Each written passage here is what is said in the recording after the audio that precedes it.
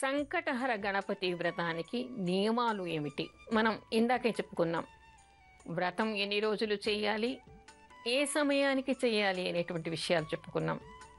ఎవరెవరు చేయాలి అనేటువంటి విషయాన్ని కూడా చెప్పుకున్నాం. అయితే ఎలాంటి నియమాలు దీనికి పాటించాలి? సంకటహర గణపతి వ్రతం చేసేటువంటి వాళ్ళు ఉదయం నుంచి ఎలాంటి పదార్థాలని తినకూడదు, వండినటువంటి పదార్థాలు ఏవి తినకూడదు.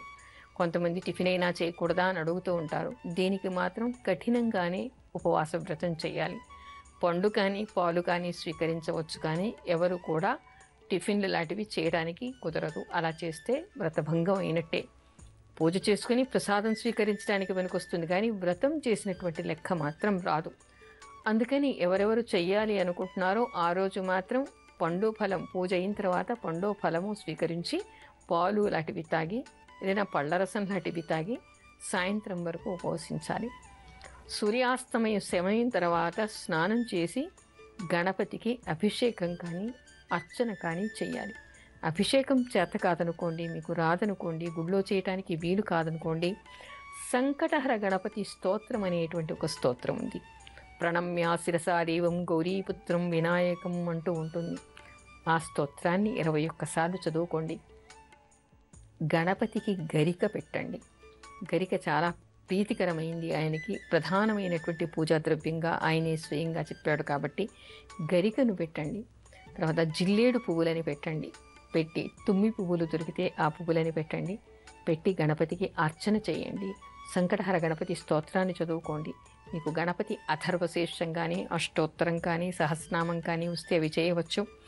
లేకపోతే ఓం గం గణపతయే నమః అనేటువంటి మంత్రాన్ని జపిస్తూ ఉండండి.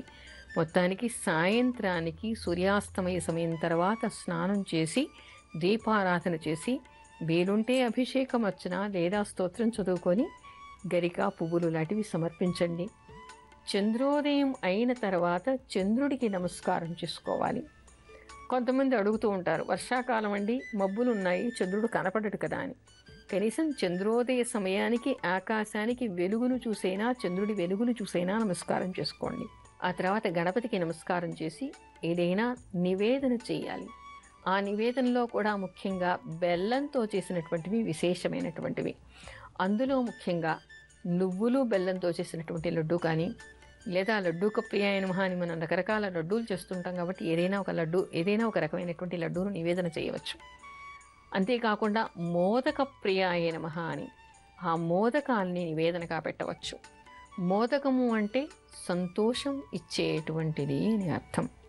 అయితే కొంతమంది దీన్ని మోదకం అంటే ఎలా ఉంటుందండి అని అడుగుతూ ఉంటారు. సాధారణంగా చేయటానికైతే బెల్లంతో చేసినటువంటి పదార్థాన్ని మధ్యలో పెట్టి పైన ఏదైనా తోపులాగా పెట్టి తయారు చేస్తారు. ఆ మోదకాన్ని గణపతికి సమర్పించాలి. అందులో మనకి గణపతి అథర్వశీర్షంలో ప్రత్యేకంగా కనిపిస్తుంది. యో మోదక సహస్రేణ యజతి సవాంఛిత ఫలమవాప్నోతి అంటారు. ఎవరు 1000 మోదకాలతో హోమం చేస్తారో వాళ్ళు కోరినటువంటి ధర్మమైనటువంటి కోరిక తప్పనిసరిగా నెరవేరుతుందిట.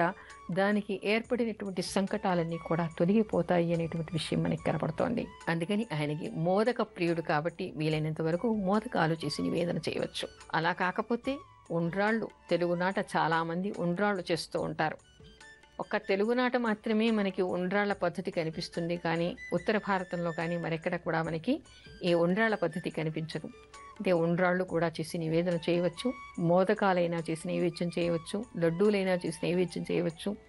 అవేవి మీకు చేత కాలేదు, వీలు కాలేదు అంటే టెంకాయ కొట్టండి. బెల్లంతో చేసినటువంటి పదార్థం ఏదైనా నివేదన చేయండి. అది వీలు కాకపోతే కాస్తంత బెల్లం అయినా నివేదన చేయండి. అన్నిటికీ కావలసినటువంటిది భక్తి, శ్రద్ధ, గణపతి మీద నమ్మకం.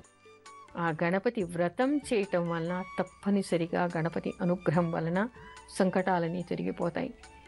మీకు ఏవైనా సంకటాలు ఇళ్లలో ఉన్నాయి అని అనుకుంటే అందరికీ చెప్పలేకపోవచ్చు. మీ సమస్యను గణపతికి చెప్పుకోండి. భక్తి శ్రద్ధలతో సంకటహర గణపతి వ్రతాన్ని చేయండి.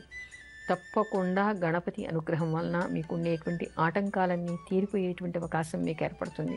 అలా మీకు ఆపదలు తీరే వరకు, సంకటాలు తీరే వరకు ప్రతి నెల బహుళ చవితి రోజు ఈ వ్రతాన్ని చేయాలి. శుద్ధ చవితి రోజు ఉదయం పూజ చేయవచ్చు, కానీ బహుళ చవితికి ఉండేటువంటి నియమం ఏమిటంటే చతుర్థి తిథి చంద్రోదయానికి ఉండాలి. ఆ సమయంలోనే గణపతికి పూజ చేయాలి, చంద్ర దర్శనం చేసుకోవాలి, నివేదన చేయాలి, ఎవరికైనా భోజనం పెట్టాలి. ఆ తర్వాత మాత్రమే నిజానికి కఠిన నియమాన్ని పాటించాలి అంటే ఆ రాత్రి కూడా భోజనం పనికిరాదుట. మరునాడు గణపతికి పూజ చేసి పునఃపూజ చేసి నైవేద్యం చేసి ఆ తర్వాత పంచమి రోజు భోజనం చేయాలి. కానీ ఇక్కడ మనకి ఈ కాలంలో కనిపిస్తున్నటువంటి సున్నితమైనటువంటి విషయం ఏమిటంటే రాత్రి చంద్రోదయ దర్శనం అయిన తర్వాత, చంద్రుణ్ణి చూసిన తర్వాత, చంద్రుడికి అర్ఘ్యాన్ని ఇచ్చిన తర్వాత, గణపతికి నివేదన చేసిన తర్వాత అప్పుడు ఎవరికైనా భోజనం పెట్టి ఆ రాత్రి భోజనం చేయాలి. అంతకు ముందు మాత్రం తినకూడదు. ఎలాంటి వండినటువంటి పదార్థం కానీ ఎలాంటి పదార్థాలు కానీ తినకూడదు. అలా తింటే వ్రత భంగం అయినట్టుగా చెప్తారు.